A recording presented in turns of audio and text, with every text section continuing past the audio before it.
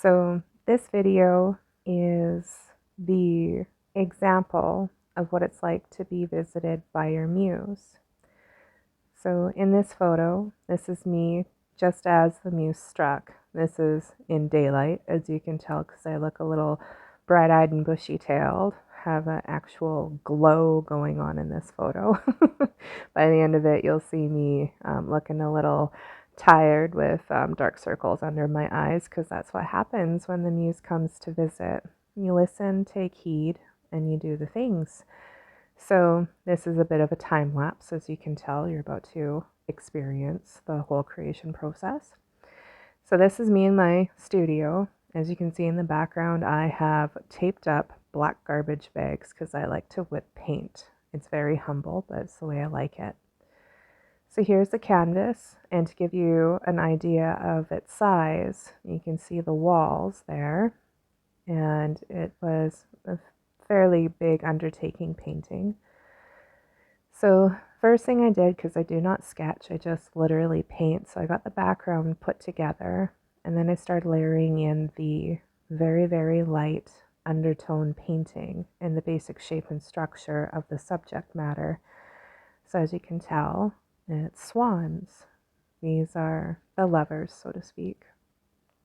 And I use blue and pink to help me differentiate the difference between the two, because it just could turn into a knotted mess with my brain.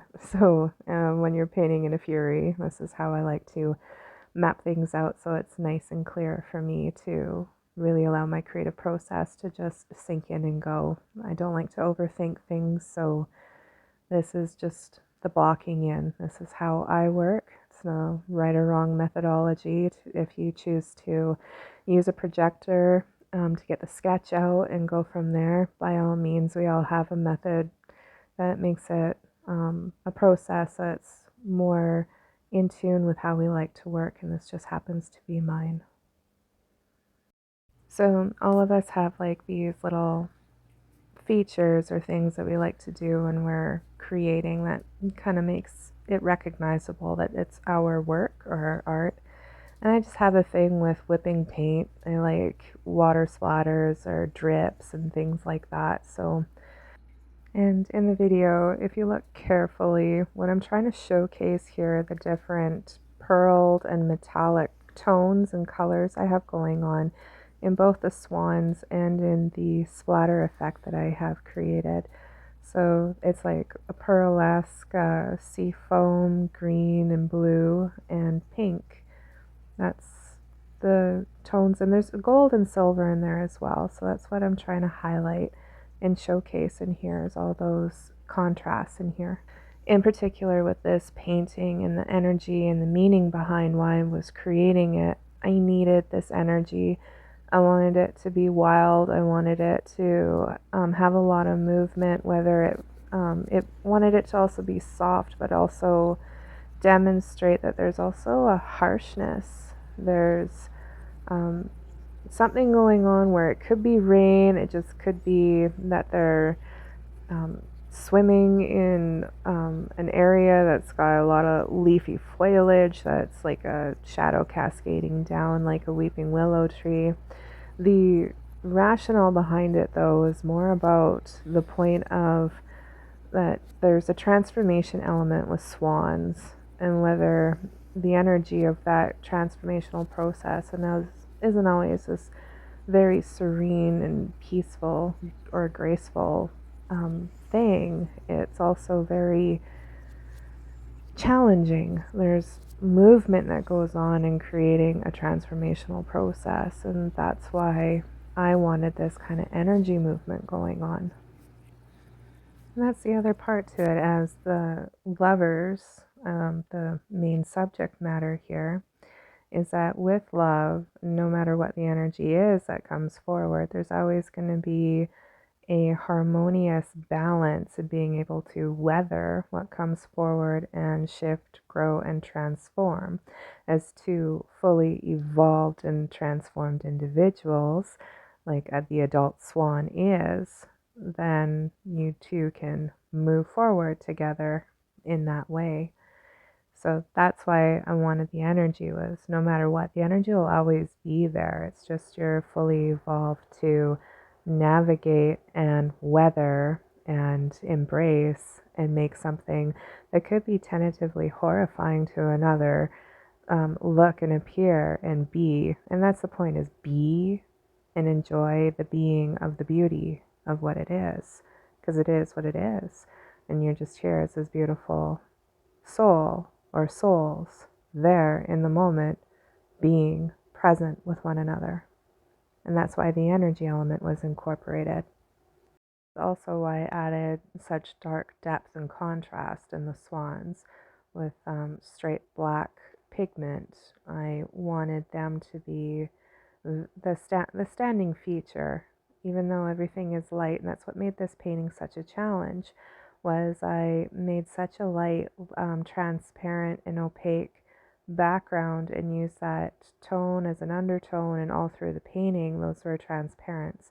So using the dark contrast and still pulling all of those features forward was kind of a feat for me, using the painting process in this manner. It's kind of counterintuitive to my normal means of painting and creating art, but I love that I did it this way.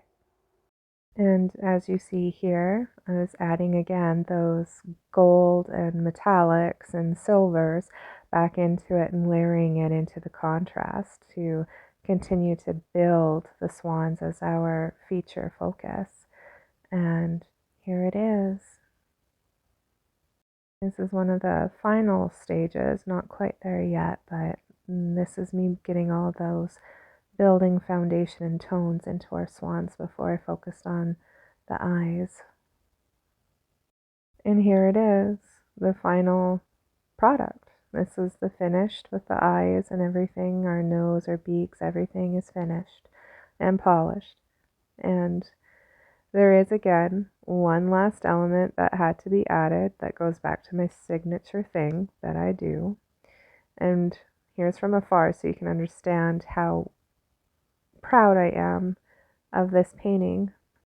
See, when you look at art from afar, if it stands out and it's easy to read from far away, you did what you were supposed to do as an artist. People need to be able to see and read without having to get up close, and it's got to grab your attention and be very striking from afar in a distance. So this, amongst other paintings, is very easy to read, and it tells a story and it has energy, and it's so light, but yet it's still so clean and crisp to read. I'm very proud of that.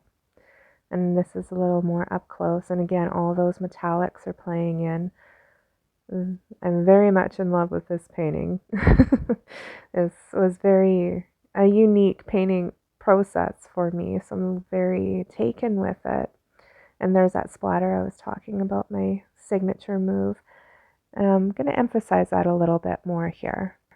So about the splatter, it's again with the meaning and symbolism behind transformation. This is an angled shot to kind of emphasize where it is in the painting, which is along their necks. And thing like water off a duck's back, well, this is the same thing. When things are raining down, it's going to strike in ways that I wanted the visual to represent the long elegance that goes on in these two swans. So as it's raining down all the energy, it's not necessarily that things are nasty, it's also a cleansing. And that's what we also forget about transformation. Whether we're healing through something and it hurts and it's chaotic in the moment, there are things with on the other end, the light at the end of the tunnel, there's a refreshment, a renewing, the ending of something and the beginning of something new and beautiful. And that's the point of why I added this last splatter. And you should have seen the hellish mess I had to clean up off the walls and floor. I totally went to town. This was absolutely the funnest element and thing to create in the entire painting, was this final splatter. So I really wanted to emphasize the focus on why I did it, and the reasoning and rationale and the whole point behind the entire painting, and what the beauty of all this symbolizes.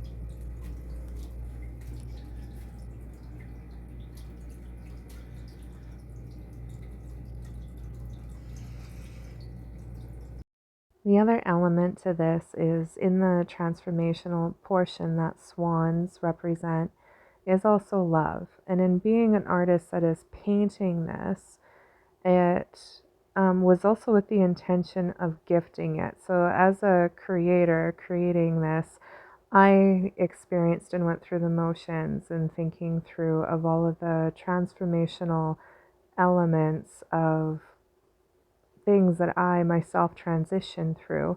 And it was with the thoughts of love and transformation that I was creating this.